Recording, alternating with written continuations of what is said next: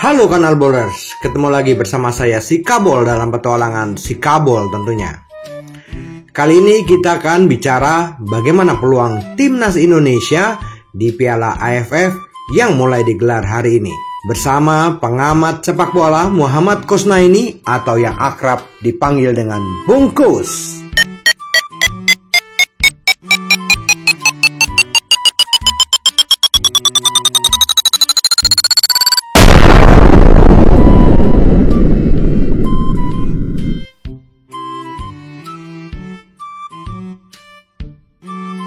Kanal Bowlers, Piala AFF dimulai hari ini.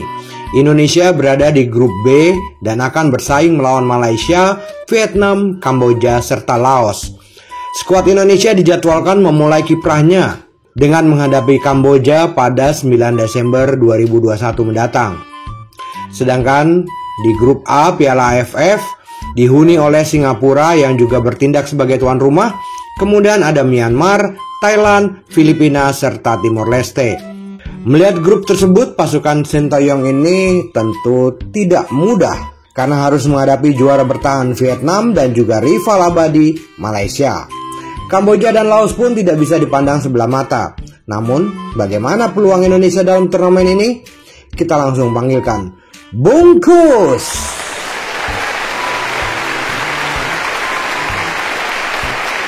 Bungkus, ini kalau melihat Piala AFF yang mulai berlangsung, itu target PSSI sendiri untuk juara AFF ini target yang masuk akal nggak, Mas? Ya, kalau levelnya Asia Tenggara sih memang kita harus bisa juara. Menurut saya sih bukan hal yang berlebihan. Kalau levelnya Asia, apalagi dunia ya nggak masuk akal. Tapi kalau Asia Tenggara memang levelnya kita, jadi menjadi juara itu target yang tidak berlebihan. Dan menurut saya memang harusnya tim ini ditargetkan juara karena memang ini levelnya kita ini baru level Asia Tenggara sejauh ini. Iya, kalau dilihat di di melawan ini kan kita satu grup dengan Vietnam dan Malaysia yang berat ini. Iya, memang. Dengan Vietnam yang ketika Piala Dunia ini kemarin bermain cukup baik, apakah kita bisa mengalahkan Vietnam, Bung? Iya, memang grup kita ini termasuk grup yang lumayan berat ya. Tapi menurut saya sih Asia Tenggara tuh levelnya sebetulnya nggak beda jauh ya. Kalau kita ini timnasnya lengkap, kita ini sebetulnya dengan Malaysia, dengan Thailand, Vietnam tuh nggak jauh-jauh amat gitu loh. Masih beda-beda dikit aja. Kita kan kemarin kita skuadnya belum lengkap. Yeah. Klub hanya boleh mengirim 2 pemain, sehingga Sintayong juga agak terbatas dalam hal memilih materi pemain. Yeah. Sekarang kan ada kebijakan untuk meliburkan kompetisi liga selama Piala AFF. Itu kebijakan yang sangat bagus, sangat suportif untuk kepentingan tim nasional. Apalagi kalau kebutuhan pemain di posisi belakang yang diinginkan Sintayong itu bisa dipenuhi PSSI dari pemain yang levelnya di atas yang ada gitu loh. Seperti Jordi Amat, seperti Kevin Dix ya, dan saya pikir kalau itu dipenuhi itu akan sangat menolong bagi Sintayong karena beberapa aspek yang masih lemah di tim nasional itu kan sebetulnya kita sudah sama-sama lihat. Iya, kalau pemain-pemain naturalisasi yang ini kualitasnya memang bagus yang terpilih atau gimana, Mas? Kalau menurut saya yang harus menjadi pemain naturalisasi itu memang pemain yang levelnya di atas pemain yang ada di liga kita itu loh. Syaratnya tuh yang pertama itu. Dan yang kedua, pemain yang harus punya latar belakang memang punya darah atau keturunan Indonesia. Sehingga kalaupun kita mendapatkan pemain seperti itu akan menjadi tambahan kekuatan yang signifikan buat tim nasional. Jangan tanggung maksud saya kalau naturalisasi itu, tapi pemain yang memang punya kemampuan menaikkan level tim nasional. Ya kalau Jordi Amat kalau bergabung kan udah jelas bisa naikin level timnas kita di sisi pertahanan. Elkan Bagot kan terbukti, walaupun Elkan Bagot kan sebetulnya harusnya nggak bisa dibilang naturalisasi juga gitu ya. Yeah. Karena dia kan memang pernah tinggal di Jakarta juga gitu loh.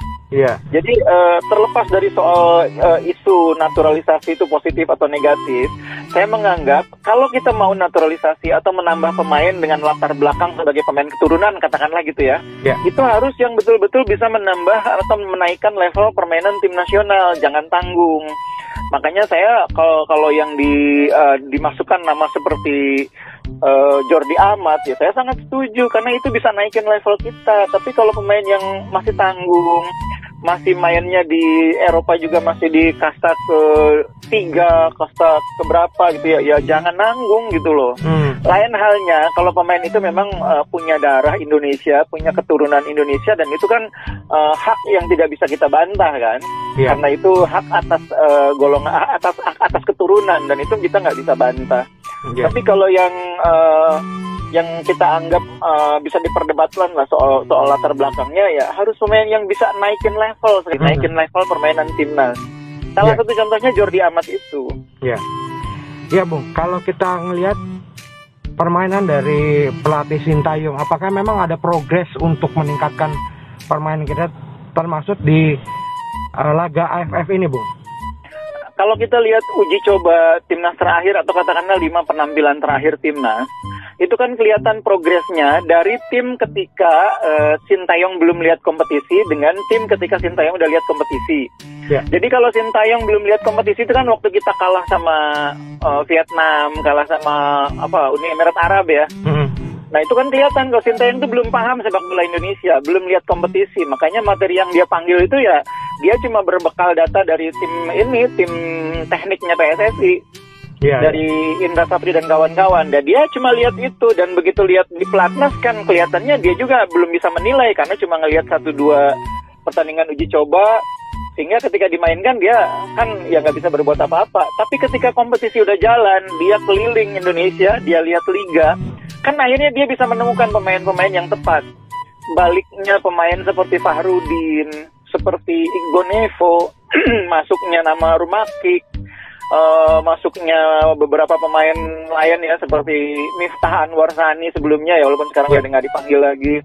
Itu kan menunjukkan bahwa Sintayong akhirnya melihat fakta bahwa yang pernah dia lihat itu nggak semuanya yang terbaik. Dia melihat fakta yang berbeda di lapangan, ada yang lebih baik. Dan ketika dia bisa melihat yang lebih baik, dia juga bisa membentuk tim yang lebih baik. Kelihatan sekarang ini timnas kita, sistem permainannya lebih jelas.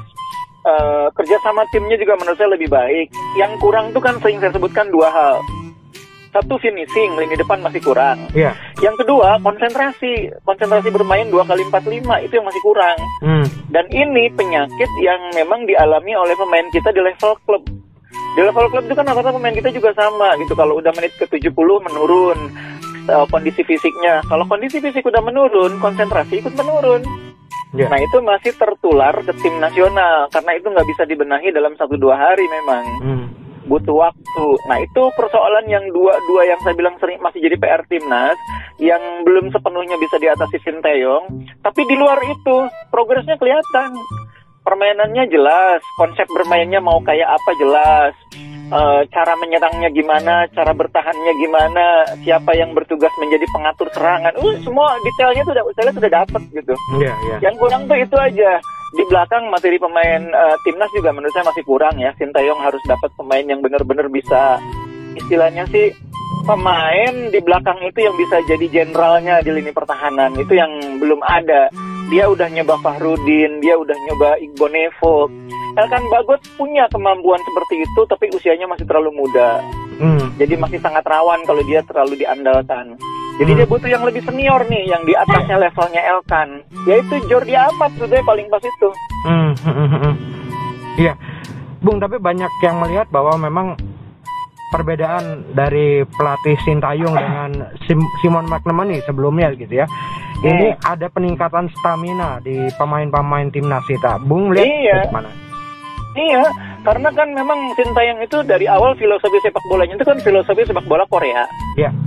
Sepak bola Korea itu mengandalkan kerja keras, mengandalkan fighting spirit gitu loh. Jadi pemain itu nggak boleh diem. Ketika kehilangan bola dia harus pressing, ketika nggak pegang bola dia harus berusaha ngerebut.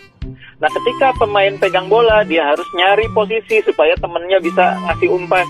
Jadi gerak gitu loh, gerak terus rebut bola. Dan itu konsep yang membutuhkan ketahanan stamina.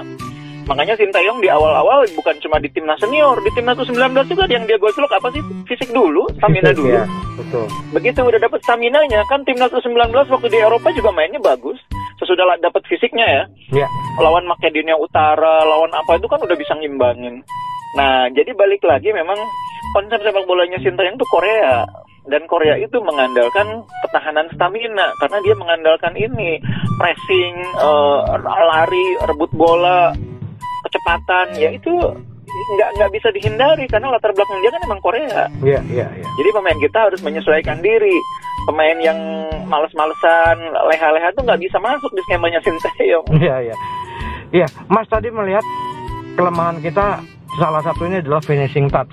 Ini kan kalau kita ngelihat pemain-pemain depan, kita ngelihat Yudo ini juga masih kurang gitu ya. Kira-kira siapa yang bisa? Ini penyakitnya ini Mas, penyakitnya timnas karena di timnas itu pemain yang pegang yang posisi 9 itu rata-rata asing gitu loh. Iya. Makanya saya senang sekarang ada beberapa tim yang main 4-4-2, salah satu slotnya diisi pemain lokal. Seperti ada Ahmad Nur Hadianto di Persita, ada Rafli di Arema, ada Esra di Persib. Saya senang itu tim-tim yang mau ngasih ruang buat pemain lokal. Karena ya bagaimanapun tim itu main harus ada striker. Bisa. Pemain sayapnya bagus, gelandangnya bagus. Kalau strikernya nggak ada gimana? Nah, tipe nomor 9 yang sekarang ada di timnas itu, mohon maaf nih ya, dengan segala hormat itu baru Esra itu loh. Oke. Dedik itu sama seperti Yudo, karakter mainnya lebih ke nomor 11, nomor 8 gitu loh. Yang nomor 9 tuh ya masih Esra. Walaupun Esra sendiri kan di Persib juga banyak main di nomor 10 ya. Di belakangnya Wander Luiz. Tapi minimal Esra itu punya background main di posisi nomor 9. Dan kelihatan kok kalau dia pegang bola bagaimana dia lihat ruang, shooting, apa itu nomor 9 itu. Jadi nah sayangnya memang di Persib sendiri pun Esra nggak main di nomor 9, lebih banyak di nomor 10. Tapi nggak apa-apa, minimal anak ini punya background lama main di nomor 9.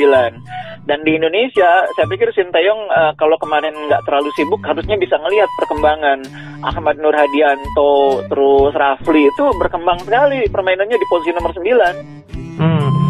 Nah untuk mengisi kekurangan itu apakah Witan dan juga Egy Maulana ini bisa menutup kelemahan itu dengan gol-gol dari second striker? Iya, itu solusinya salah satunya itu. Jadi istilahnya inverted winger ya, winger yang masuk dalam gitu lah. Itu memang kelebihan kita juga ya. Karena kita ini punya pemain yang karakternya ngumpannya nggak terlalu bagus, tapi gocekannya bagus. Itu kan karakter pemain sayap kita itu. Itu bukan hanya Egy, bukan hanya Witan, tapi juga Sadil.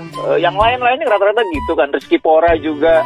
Rata-rata tuh umumnya ngasih umpannya nggak terlalu akurat, tapi gocek-goceknya, goyang-goyangnya bagus. Makanya harus disiasati dengan cara mainnya yang lebih menusuk ke dalam. Umpan-umpannya lebih cutback daripada umpan silang gitu loh. Karena kita strikernya ya kecuali kalau mainnya pakai Esra ya. Esra kan lebih bisa duel bola atas, duel sendirian di depan. Kalau Yudo nih karakternya emang karakter winger kalau menurut saya sih. Dedik juga mungkin karena jarang main di posisi 9 di Arema, jadi kayak kurang ini lagi gitu loh, kurang terasah naluri maupun cara mainnya gitu. Ya itu nggak bisa disalahin sih, bukan salah Dedik juga, orang mainnya di posisi sayap terus di Arema. Iya apalagi Egy kemarin baru mencetak 2 gol di kompetisinya ya. Iya. Dan itu tentu menimbulkan kepercayaan diri lebih ya, Bung. Iya, betul. Egy Mawitan tuh karakter tipe sayap modern, tipe sayap yang menusuk ke dalam, dan itu saya pikir timnas juga Sinteyong udah paham itu. Di beberapa pertandingan kan Egy bikin gol, Witan bikin gol dengan cara nusuk-nusuk gitu. Itu saya lihat Sinteyong tuh udah hafal, udah tahu kultur sepak bola Indonesia, udah tahu kelemahan kelebihannya. Tinggal yang saya bilang itu ada beberapa kelemahan yang nggak bisa diatasi dengan materi yang ada. Nomor 1 nomor 9, 2 nomor 5. Nomor 5 yang jadi jenderal itu dia nggak punya itu. Dia ngatasin posisi playmaker kan udah jelas. Dia dorong bek kanan, bek kiri main di posisi tengah ketika pegang bola. Asnawi pertama itu kalau lagi pegang bola dia masuk ke tengah, bagi bola. Itu cara dia menyiasati nggak punya playmaker yang kuat. Nah itu oke, itu salah satu inovasi bagus buat sepak bola Indonesia. Tapi kalau nomor 9 tuh nggak bisa inovasi, kayaknya harus ada nomor 9. Makanya dia kan bawa Esra akhirnya, walaupun sudah punya Yudo, walaupun udah punya Dedik, dia bawa Esra. Kalau dia kemarin lihat perkembangan liga kan dia bisa lihat sebetulnya Ahmad Nur Hadianto tuh bagus, Rafli juga bagus. Untuk nomor 9 ya sebagai alternatif lokal. Nah, nomor 5 itu yang dia nggak dapet jawabannya. dia coba Iqbal Nevo, dia coba Fahrudin, tapi di antara semua itu yang menonjol justru Elkan Bagot. Dan Bagot masalahnya terlalu muda, nggak bisa jadi jenderal. Dia harus perwira menengah dulu lah, nggak mungkin langsung perwira tinggi. Kalau peran Evan Dimas sendiri bagaimana, Bu? Evan ini sebagai playmaker punya punya kelebihan tentunya ya, kemampuan passingnya, menerobosannya.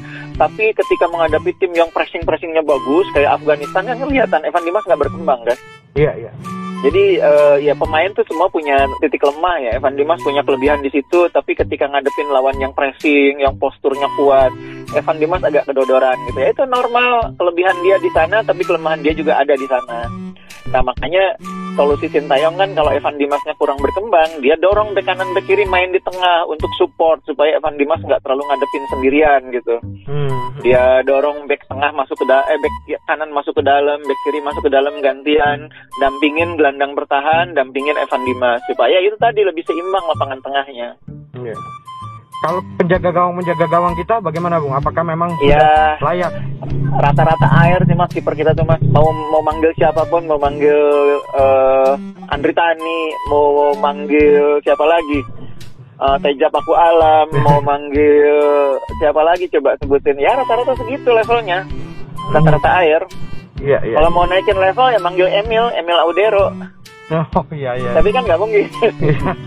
Jadi kalau yang sekarang saya pikir kenapa Sintayong naikin Riyandi, karena dia punya kepentingan buat SEA Games. Riyandi itu diproyeksikan juga buat SEA Games, makanya dia kasih Riyandi kepercayaan. Dan itu bukan hal yang salah, karena kalau rata-rata air ya pelatih pilih yang punya prospek ke depan kan. Iya. Kecuali kalau ada yang menonjol, senior tuh ada yang menonjol dan dia yakin, katakanlah Rido itu sangat menonjol gitu ya, pasti dia prioritasin. Tapi kan di mata Sintayong, di mata pelatih kiper, semua rata-rata akhir kemampuannya. Jadi ya udah dia kasih yang kemampuannya sama, tapi usianya muda, bisa diproyeksiin buat SEA Games. Kan target berikutnya kan SEA Games nanti. Betul, Bang. Jadi itu pertimbangan yang menurut saya sangat masuk akal, bisa dimengerti. Secara umum Sintayong itu kebijakannya tuh semua bisa dipertanggungjawabkan loh, bisa diperdebatkan dan argumennya kuat gitu loh. Jadi kita menurut saya cukup beruntung punya Sintayong yang cepat belajar kultur sepak bola Indonesia ya, dengan segala kesulitan yang dia hadapi ya, faktor bahasa apa, dia tuh saya lihat ada daya apa ya, dia suka sepak bola Indonesia. Bagaimana dia ngorbitin pemain seperti Asnawi ke Liga 2 Korea, bagaimana dia masih melihat pemain mana yang kira-kira bisa diorbitin lagi.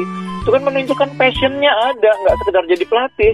Dia juga pengen melihat anak-anak muda ini berkembang. Iya. Dan itu hal yang positif. Saya senang pelatih yang punya passion seperti itu. Oke. Bung, optimiskah kita bisa menjuarai Piala AFF kali ini, Bung? Saya harus optimis, Mas. Karena ini level kita. Kita nggak optimis di Piala AFF, kita nggak usah jadi negara sepak bola. Ini level kita, AFF itu. Jadi dengan segala materi yang kita punya, dengan segala persoalan yang kita hadapi, kita harus optimis. Harus tumbuhkan keyakinan supaya pemain juga di lapangan juga percaya diri. Ini level kita lah, ini nggak bisa ditawar. Kalau kita nggak berani optimis di sini, ya udah selesai kita. Iya. Oke, Bung, terima kasih atas waktunya. Siap, Mas.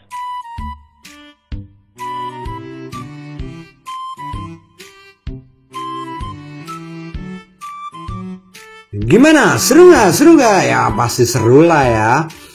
Gimana pendapat kamu tentang peluang timnas Indonesia di Piala AFF? Komen di bawah ya. Jangan lupa subscribe, like, dan share, serta tekan tombol notifikasinya.